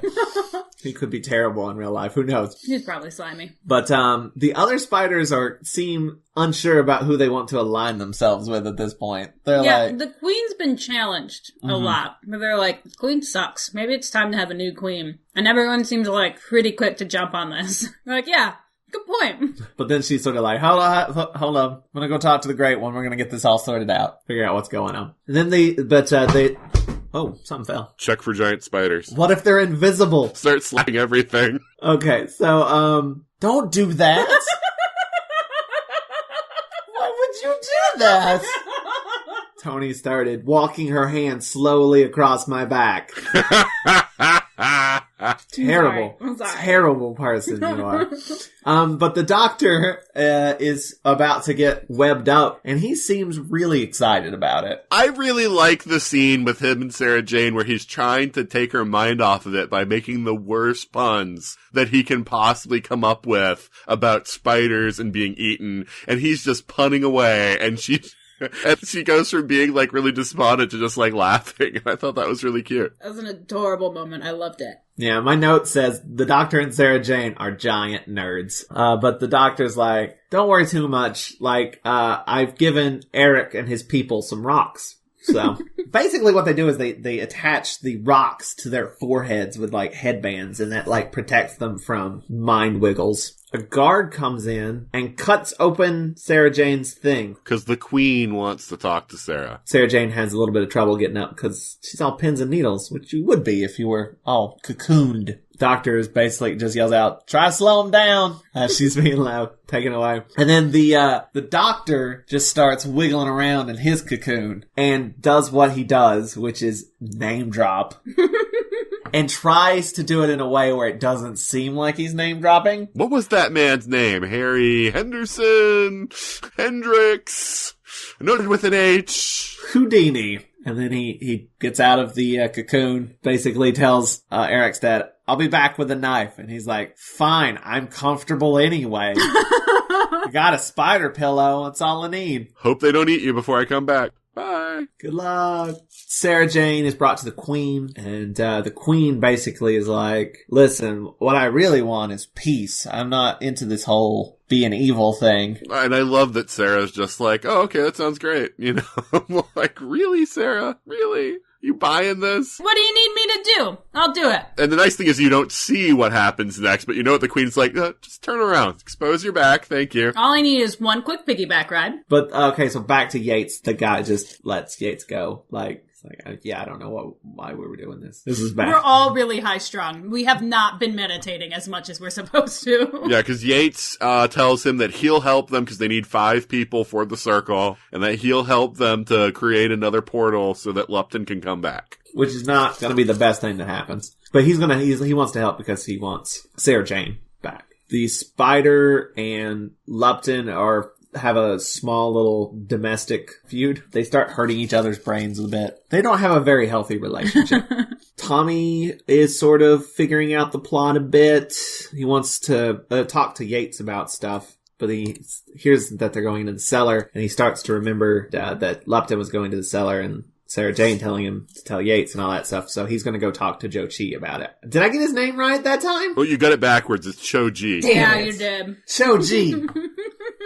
Oh, I'll get there. The doctor goes around trying to find Sarah, and he gets into this weird cave area, right? Is that what? Or he hears Sarah Jane calling for him. But then it turns into singing when it's revealed that it's actually the Great One luring him there. Basically, the Great One's like, "Give me that crystal. I want that crystal. No White Castles, just crystals." And then she forces him to walk in a circle to just prove how much she means this. And it's rare for us to see the doctor mentally overpowered. Usually he's the one that if anything mental's going on, the doctor's just laughing it off. Oh, you get your mind probe or whatever. It's no big deal, So she talks about how you're not used to being afraid, are you, Yeah, the last time something like this happened where he actually did get overpowered or whatever, it was the Mind of Fear. Yeah, the Mind of Evil. Mind of Evil, right. Where it showed that everything the doctor was afraid of, which included the Zarbi. And a war machine. We'll bring up even the most lame enemies from your past. I've been reading some of the comic strips with the first Doctor and his 2 grandchildren. They bring back the Zarbi at the drop of a pin. I think they thought that the Web Planet was going to be a bigger episode than it actually was. Visually, though, it was impressive for its time. Us looking back on it now, it doesn't look so good, but at the time, it looked great. Smearing Vaseline on a camera was high art. It's one of the most expensive ones they had done to that point. Well, the Menoptera costumes were great. The Zarbi, not so much. They're just big ants that walk into the camera. I really like the Optera. But I want to say, though, next to the Daleks, that was the second bit of merchandising was the Web Planet they did have Zarbi and Menoptera stuff for sale. Yeah, they did see that as a new revenue stream, but it didn't withstand the test of time like the Daleks did. They start meditating, right? The spiders make contact with them, and they all start... Basically, they're appearing in the cellar, but not on the mandala. They're appearing elsewhere so that they can sneak in, but nearby. And they're infiltrating the cellar. Tommy goes and talks to Cho-Chi. Nailed it. And... Cho-Chi rushes in to stop the meditation, but the spiders shoot Cho-Chi and Yates. But decide not to kill for some undisclosed reason. Plot convenience. So then the villagers start attacking the spider lair, and Sarah Jane and the doctor get out. Well, actually, Sarah Jane finds the doctor, and they teleport to the TARDIS. She's like, "I learned this from a spider. They taught me how to teleport." I know, and the doctor's not suspicious at that moment, which I'm like, really? They TARDIS out of there, and all of the meditators now have spiders on their backs. Spider bro. Spider bro. In my notes, I've started calling them the spider dudes, but I like the meditators better, so I'm going to keep calling them that. The TARDIS arrives in the basement. All of the spider dudes start shooting lightning at the doctor and Sarah Jane, but Tommy comes in and saves the day. He gets shocked, but he's okay. And I think that has to do with the fact that he's, pure of heart, and so it's like that negative mental energy is being used against him. There's nothing negative in him to, hurt, so I think that's what they're trying to get at there. Otherwise, it makes no sense. Or, it could be that he's had so much of the blue crystal, so much exposure to it. Yeah, it makes him more immune. Maybe. And Tommy takes them to Cho-Chi. No, they take him to... Kanpo. Yes. Kind of same difference. But you don't know that at this point. But yeah, he's the abbot of the monastery. Who's been name dropped a lot, but we've never seen him until this point. And the doctor knows Tibetan, because of course he does. Tells him about the the abbot about the crystal. And the abbot just keeps saying like, man, you don't remember me, do you? Basically, just insinuating that they know each other. And meanwhile, Tommy faces off against the spider dudes. He leaves out, and there's like a showdown in a hallway, and they just keep shocking Tommy. You know, an episode title for this would be Rise of the Spider-Men. Ooh, nice. I like that. I like it. That's it. Tommy getting shocked a bunch is the end of episode 5. We're now into episode 6, the last one, which I've called Not Quite Dead. I'm getting better. This is the weirdest recap. Right, because it's a recap plus new material that wasn't in the end of the last one. Because we go back to before the spider dudes. We see them like being under the influence of the spiders. One of them tries to run away, but the spider makes him not do it. And they're like, we want the crystal. Give us that crystal. And then they go up and they fight Tommy. Right, and we see a lot of stuff between the doctor and the abbot that we didn't see the previous time before we see the recap of them shooting at Tommy. It's like very weirdly edited. I feel like that's the first time that's ever happened. Mm-hmm. I think that's correct, yeah. It's very rare even beyond this. I think it might happen a few more times, but yeah, you don't normally see that. I think there was a slight instance of it in the Time Warrior. They did a recap, but then put in just a shot or two of Sarah Jane and the Robin Hood guy. Oh yeah, you're right. I mean, it unintentionally happened a lot in the Hartnell era where they'd actually redo the scene from the previous one and it was different, but that wasn't intentional. That was just, well, we're reshooting it, so sometimes things are a little different. I always love those cliffhangers where it's just them like holding a gun for the entire length of the credits. And I'm still being menacing! We have to freeze while the titles are playing on the screen. They don't do that anymore. Now it's just credits and then we go to the show and then the show ends and then we go to the credits. There's no lingering shots, title credits. Let's see. But the abbot has the crystal. Sarah Jane is acting very weird. And when the abbot says he has the crystal, Sarah Jane is all like, give me that crystal. I want that crystal. No White Castles, just crystals. Just gonna keep making that dumb joke. Okie doke. And Sarah Jane is basically, she's under the control of the spider. Shoots the doctor, but the doctor is trying to get her. Maybe she just shoots at the doctor. That could happen. Oh, I think he still has his rock. That's why it doesn't hurt him. Right. Okay. Yeah. Cause I know he was still talking with her in that scene. So I'm like, did he get shot? I don't remember that. But yeah. Okay. Yeah. He had his rock. That's when we go back to Tommy's recap. That's how much new stuff there is before we go back to the cliffhanger, which they just play the cliffhanger and that's pretty much it. I don't think there's anything new in that scene. No, it's just Tommy taking the blasts and being all, ha ha ha, you can't hurt me. But the doctor is basically talking to Sarah Jane, trying to get her to fight the spider, and the crystal helps too. Mm-hmm. She fights it off and the spider falls off of her back and dies. Yeah, that I thought worked well, because like its legs fold up like a spider when it's dead and everything. I like that. So the spider dudes are not making much progress with Tommy, so they start to chant. Right, and they connect their fingers. It's the stupidest looking thing. Just the tips. They're doing a giant pinky swear and it gives them extra power. That's how I've always known magic to work. But then the doctor sort of is talking to the abbot and's like, I guess I was greedy and I shouldn't have stole that crystal. This is all my fault. Yeah, if you think about it, I mean, I really like that this whole story is about the fact that the doctor, really needs to take a look at the way that he operates. Because, I mean, he's already had one person, just die because he brings him into this thing, doesn't pay any attention, and it's just like, oh, it's too bad, the guy died. But the whole idea of, you just went to this place and took this thing just because, and the whole idea of he wants to keep it, he doesn't want the spiders to get their hands on it because it's his. It's kind of like, why not just let them have it? Being the solution to everything. I don't know. I just really like it. I like the sort of, that it's teaching him something, that his character needs to grow, and also that it's just kind of like, by being so possessive, you're actually causing the problem. Just let it go. It's always nice when the doctor gets sort of knocked down a peg and then learns from it. Not just get knocked down a peg, but gross. Yeah, and that's actually, that's been sort of an issue I've had with 3 is that sometimes he doesn't have that enough. He doesn't get sort of called out on. Yeah. He's always like the smartest person. He's got flaws, but they're not acknowledged by the narrative sometimes. Right. And so it is nice that when it does happen, that he's not sort of just 100% right all the time, which they sometimes can do. But that's at this point that he figures out that the abbot is the hermit. And it's also the first time that we get regeneration is said. I mean, it's happened, but this is the first time it's been called regeneration. I was gonna say, like, the first time it happens, it's like, I don't know, it was just a thing. I got tired and fell down. Right, he's like, I've been renewed, but he doesn't really say anything about it, yeah. Well, because, originally, part of the thought was that it might have been tied into, like, the energy from, like, Mondos and all that stuff, so, somehow. So it's like, at this time we've done it enough times that we have to say, like, it's a thing.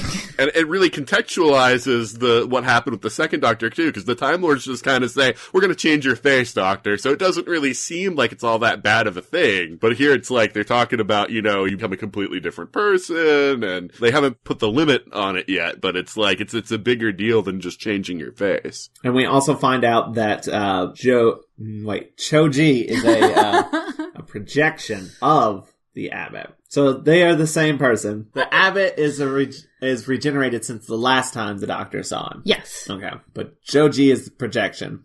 Yes. Okay. And then becomes him when the Abbot dies and regenerates. It's not something that comes up a lot, but we do see this again where, like, sufficiently advanced Time Lords can sort of project their future incarnation. It's kind of a weird thing, but yeah, it's not the only time we'll ever see that again. So that was what I was going to say about technically, the guy in yellow face is also, even in the show, potentially a guy in yellow face because he's actually a Time Lord. Well, I mean, if a Time Lord is a different race or nationality or whatever, they just are. Okay.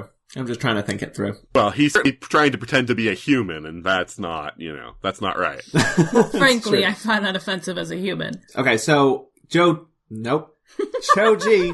Woo! You got it. Woo! Cho-Ji is helping Yates in the basement. The Abbot says some, mysterious stuff to the Doctor, asking him what does he fear. The Doctor's like, they say there's no other way, and they're being very vague and mysterious about it. But the Doctor takes the crystal, and he's like, I gotta go take it to the Great One. But the cave will destroy him. There was some reason for it. Like, it will mess with his... I think it's kind of like mental radiation. Yeah, because they talk later about how all the cells in his body are being destroyed by being there. I think it's, mentioned when he goes into the cave for the first time. Mm-hmm. The spider says it, and then he's like, well, I guess I'll have to go back and do that in order to defeat the spider. So Tommy keeps getting shocked, and Yates jumps in front of Tommy in a heroic sacrifice. Okay. Sometimes Yates. Okay, but it wasn't hurting Tommy at any point. Yates shows up on the scene and doesn't know that. They powered up, but apparently not enough because Yates isn't quite dead either. Well, he had compassion. Right. Later the Abbot says Yates' compassion saved him the same way that Tommy's purity had saved him. So it was something, that's why I was saying, I think this is all supposed to be mental based and, well, no, because the whole thing is Buddhist, which is about positive and negative energy, right? So I think it's just the fact that, that somehow positive energy counteracted the negative or something like that. I think it's what they're going for with that. Joe, explain the face you are making. I just don't like you just Yates. ate a lemon. You were hoping he died when he jumped in front, aren't you? A little bit. Yeah. He made a heroic sacrifice to redeem himself. Okay. If it had been bitten, it would have just bounced off him. Oh my god. I just need a sometimes Yates from you. Sometimes Yates, okay? Sometimes Yates. You're so bitter about it. So the Doctor disappears from the room, and the Abbot gets shot by spider dudes? Well, now, is he not compassionate or pure? He's lived too long. He's had too many vices. And the Doctor appears in the cellar. TARDIS is out. Yeah, and the door is wide open. I was like, what? Did he just leave the door open when he walked out before? He's just careless. He leaves crystals laying around. Yeah, it's a good thing the spiders didn't want the TARDIS, but I guess if they can travel in time and space anyway, it's not really that important. The Doctor goes to talk to the villagers, and they're going to take him to the caves and show him the way, I guess. But the villagers take him to the spiders instead. They're under control of the spiders. No! The Doctor keeps falling for this trick. But the spider's like, give us the crystal, and he's like, I'm only gonna give it to the Great One. Lupton is like, I'm tired of this, and tries to just grab the crystal from the Doctor, but is stopped by the spiders. And they're like, we're just gonna let him do it, take it to the Great One. I mean, that's what we were gonna do anyway, so... The spiders are like, why are you even still here, Lupton? And Lupton just, goes off on, this, mad rant, oh, nobody does what I want, I'm a salesman, And then they they shoot him. Well, yeah, he goes to smash the spider that had been on his back, and then they shoot him. He, like, raises his fist like he's gonna, like, smash it down on it. And make a big gooey spider mess. Ew. We only hear that he was this great salesman from him. I gotta figure that a salesman who gets frustrated and starts hitting his clients. That's why he got fired. I know. I don't think he's that good of a salesman. That's the real twist. He wasn't a great salesman. So the abbot says that Yates is not quite dead and then fixes him a bit, which I guess uses up the rest of the abbot's energy, and he dies. He regenerates. And he regenerates into Choji. Now, the guy who was formerly Choji is actually Kanpo. Fair enough. Campo? Does that character come back? No. Is that a Gallifreyan name? I think that's a name he took on Earth, because I think it's supposed to be Tibetan. The Hermit is probably a Gallifreyan name. You need to have the definite article in there. The Hermit. So the doctor goes to the cave, and he finds the Great One. And yeah, it's a giant spider. An actual giant spider. Looks Again, pretty cool, too. They're pretty big spiders. Pretty big, but they're not giant. This is a giant spider. Huge. And it needs the crystal for her awesome brain thing.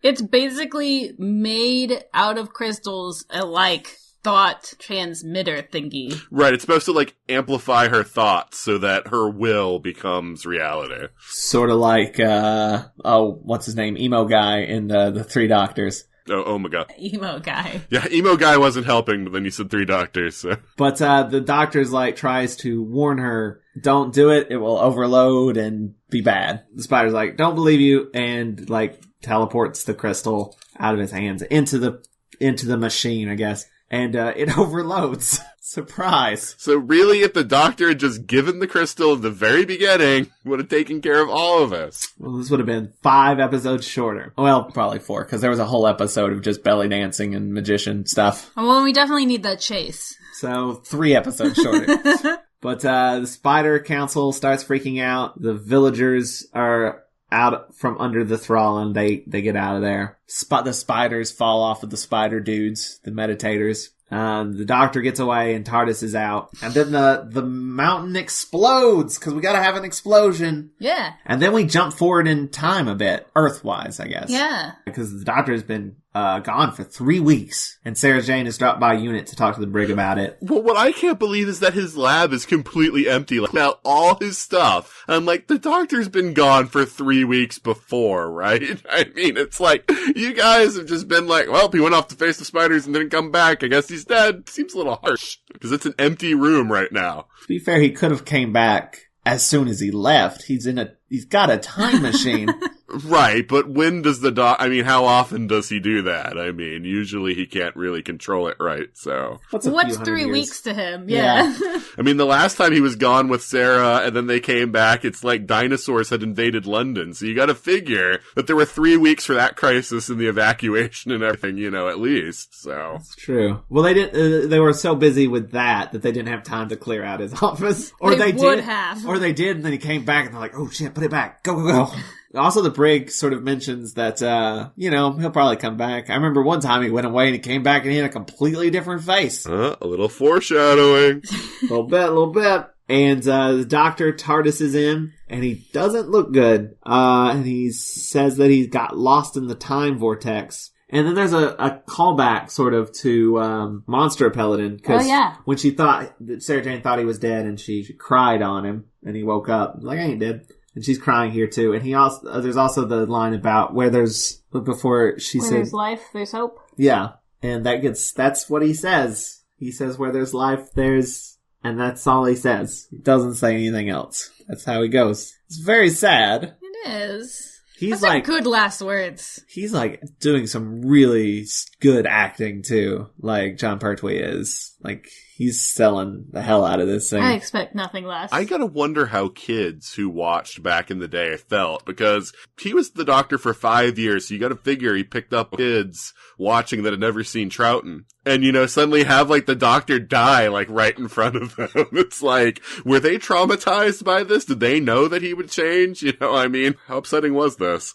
This is the first time that it actually feels like a death scene, too, because the first one is just, I fell down and came back up as a different person. It didn't really feel so much like a death. The second one is off screen. But it is a little violent. The second Doctor one, you mean? Yeah. Yeah, where he's, like, off in that, like, weird void spinning around. And, like, screaming and stuff. Right, when he's putting the washer on spin cycle and his face starts stretching. Yeah, that part looks painful. Yeah, this is the first one that's written like a goodbye, I feel like. And then Campo shows up and just appears. Basically just like, I'm going to tell you guys about regeneration again, in case you forgot. Well, the Brigadier needs to know. Because he's very confused. I think even after the explanation, he's still like, I don't know. Whatever. It's some weird doctor shit. That's fine. Well, they said that the reason they needed it to happen in front of the Brigadier was so that they didn't have to go through yet another episode of the Brigadier denying that the new guy is the Doctor and going through all that junk again. So they're like, this time we're going to do it in front of him. So he can't be like, I don't know about this guy. Oh, that's right. It took him like 100 years to just be like, it's the Doctor. Just accept it. Why are you still being so stubborn? He did it at the beginning of 3, and he did it in the 3 Doctors. But yeah, Campo helps him regenerate. Briggs says, not again. And then he also is like, also, heads up, he might be a little erratic and confused. So, bye. And disappears. He regenerates, and we get Tom Baker. Hey, we're here. Yeah, it feels like when the Brigadier's like, here we go again, there's like a laugh track freeze frame, and then that was the end of the episode. That's our Brig. They should have like a sitcom parallel of like what's going on behind the scenes at the same time as these episodes. And there would be a whole episode dedicated to Baby Benton. It's called Family Unit. It's called Family Unit? Oh, I love that. I'm pitching this to the BBC immediately. Or Big Finish. One of the two. I think Big Finish is going to do your 50 Shades of Yates. There's room enough for both. That could be an episode of the Family Unit, 50 Shades of Yates. 50 Shades of Yates doesn't belong in the Family Unit universe. It's the Torchwood of Family Unit. Family Unit. See, now I hear Nick Briggs' voice in my head going, new from Big Finish Productions. 50 Shades of Yates. I can't unhear it now. It's in my head. Oh, okay. All right. So that is the end of Planet of the Spiders. That is the end of an era. We're going to take a quick break, and we'll be back for our final thoughts. And I'm going to play an ad for the 42 cast right here. So listen to it. Yay! Temporal anomaly detected on Earth 2017. Is it the Doctor? No, it is a human using the number 42. They have the ultimate answer. They are having civil discussions about television, film, comics, books, and video games. Where is the fan rage? This is a threat to the Daleks. We must exterminate them. Humans must be hostile to each other so that the Daleks may rule supreme. Exterminate. Exterminate! The 42 cast. Bad for Daleks, good for humanity. Wasn't that a great ad we just listened to? I sure liked it. It was fantastic. It's the best. And we're back, so you know what time it is? It is a little bit past 10, I think. But also it's time for Final Thoughts! Alright, so Nathan, what are your final thoughts? I absolutely adore the Pertwee era. This is always a bittersweet story for me, but I kind of like the callbacks. I like that even a lot of like the guest actors they had in this one were from previous stories. Even like the little touches that unless you kind of like look at the behind the scenes, you don't even realize that like Kismet Delgado was part of it and everything like that. I feel like it was a good finish for this series because, the whole Doctor's era, they kind of had Buddhism as a subtext because a lot of the producers' thoughts were, towards that, even though he says he wasn't a practicing Buddhist, that he was very interested in it. And so you find that a lot of that kind of mindset is in a lot of the stories. And so they finally just kind of do it like outright, like this is a story that's going to have Buddhism in it. So yeah, it's not my favorite of the Third Doctor's era, but it's got unity mean, it's an Earthbound story mostly. It's got, the sci-fi angle. It's got evil corporations beating the man down through salesman Lupton. You get a lot of those tropes in there. And Sarah Jane, I absolutely adore. I know most people think that the Fourth Doctor and Sarah Jane's better team, but I like her a lot in these Third Doctor stories because I feel like she's feistier and comes off stronger in my mind in these ones. So I love that. Yates is a throw-in, but they wanted to redeem him. We end on the Brigadier. So, what more can you ask for? So yeah, I really love this one. Tony? With the whole chase. First of all, it's amazing. The fact that it's like, we're in a car chase, we're in an airplane chase, we got a hovercraft and a boat. Great. Amazing. Perfect, love letter to this era of Doctor Who. And, really takes time to, highlights all the stuff about this era that's so great. And, there are some big-ass spiders. What more could you ask for? That's it. Surprisingly few thoughts. Overall, I enjoyed the serial. I mean, I do think there's a lot of stuff that's this is quintessential 3, which is a good thing to have in your last 3 serial. I do feel like there is a bit of a problem where the best episode is the second episode. I kind of wish they'd saved the chase for later on, because it's a big action pumped up scene, and then after that the pace dies off a lot. I kind of didn't care at all for any of the stuff on the actual planet of the spiders, because it felt a little bit too much like older classic Who stuff of the stereotypical, we're going to a village and there's these 2 people that I don't like and we gotta get the villagers to riot against the bad guys on the planet, is the same problem I had with the Time Monster, where the Time Monster was great and fun, and then we went to Atlantis and for for a whole episode I'm like, what happened? We're in a completely different serial now, and I feel similarly about this with the spiders. Other than that, I enjoyed it. It was a really good send-off for 3. His regeneration scene is really, really good. Yeah, it's definitely not the best serial, but it's also a nice sum up of 3. It's got a bit of everything. It's a good send off. It's a good send off, yeah. I'm sad to see him go. But, we'll be doing our 3 special next. Yeah, we'll talk more about 3 overall in our next episode, and our what we feel like might be going on with 4. All right, so before we go, Nathan, is there anything you would like to plug? So just go to 42cast.com or check it out on Stitcher Radio or iTunes, or you can go to the Facebook group, which is 42cast.com/Facebook, or you can tweet to us at 42cast. Check us out. We will actually have a Doctor Who episode coming up soon, so that kind of ties into this, but if you're just interested in random geekery, check us out. We cover all kinds of stuff. What's the episode specifically covering? I'm starting a series on Get to Know Your Doctor, and so the first one will be on William Hartnell. Ooh, nice. Oh, cool. If you like this episode, you can check out more on Watch-A-Rassilon.com, and also be sure to rate and comment on our iTunes. We just found a lot of secret iTunes reviews that we didn't know existed. So thank you, people from outside of the U.S. Specifically, the 5 of you from Great Britain who we didn't know reviewed our podcast. Thank you. If you'd like to help us out even more, you can go to watcherassilon.com/support, and there you will find a link to our Patreon page, which you can get to just by going to patreon.com/watchathon. And there you can donate a monthly amount to get all kinds of rewards like day early episodes, uncut video of the podcast records, and live streams of us watching the episodes, which has been a lot of fun. I've been enjoying doing those a lot. It's a higher level on the Patreon, but we occasionally will do something where we'll post and we'll say, the first person to comment on this, we'll send a link to. So even if you donate at the $1 level, there's still a chance to get links. And we've got a lot of fun, landmark stuff to watch coming up.